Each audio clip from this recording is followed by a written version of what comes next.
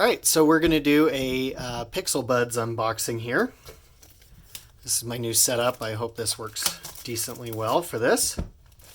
So I literally just got these. That was the cellophane that was wrapping it up here.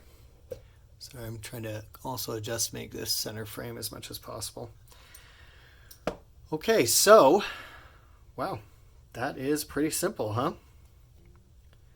Got the actual Pixel Buds case here. I'm gonna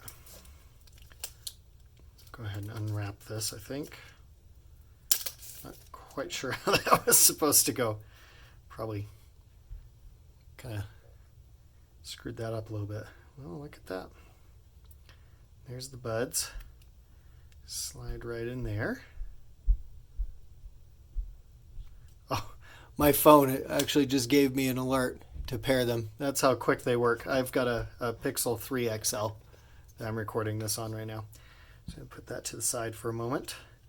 It's got the extra buds blister pack in there.